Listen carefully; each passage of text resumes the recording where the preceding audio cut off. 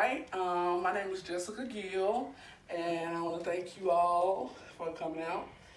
Today, I want to talk to you guys about our Second Amendment rights and why they shouldn't be infringed upon. First, let's talk about what we as the people need, and that is for the government to not infringe on our gun rights by any means. The problem with that would be you have our government wanting to ban certain guns and also wanting to bring in gun control and make laws stricter. Currently, we have Democratic presidential candidate Mike Bloomberg, who states that he has a gun control plan that he plans to propose if he should be president, which would require permits in all states, tougher background checks, and red flag screenings. Now, the issue with the red flag screenings is those could be implemented and turned into a prejudicial situation to some races. And they could possibly be singled out due to their race and not be able to extend on their Second Amendment rights. The UK currently has some of the strictest laws for guns, and in turn, they actually have a knife problem. And Germans, of course, if we all remember, surrendered their guns at one point in time to their government, and we see how that turned out. Next, some things just can be seen as inevitable. So what should be done is people, places should have emergency plans and alternative plans in place for if someone with a gun or they have intruders, say at schools or at businesses.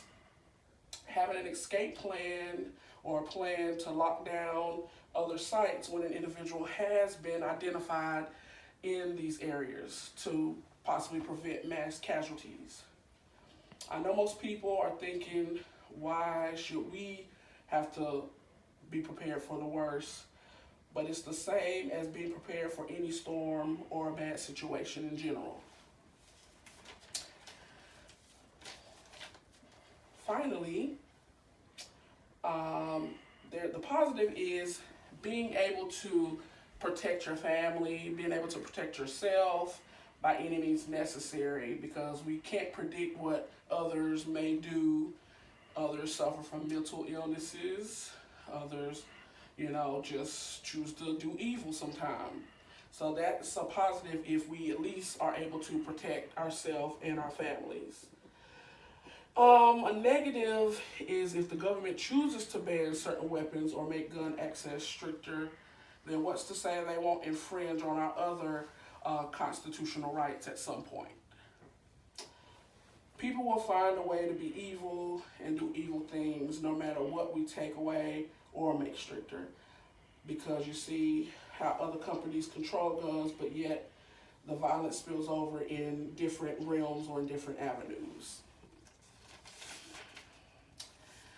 So in conclusion, we all just want one thing, and that's for everyone, and that is for everyone to be safe in the environment that they are in, as well as be able to protect themselves if they have to.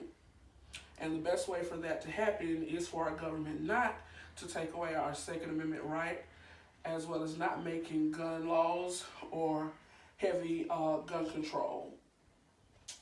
As Lauren Mariner from the National Center for Health and Research, NCHR, stated, guns are a part of the U.S. culture.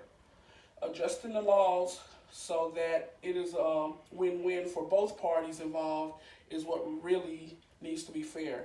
Nothing will completely make the world safe, because evil will always find its way to do evil things. So it's better to be prepared than unprepared.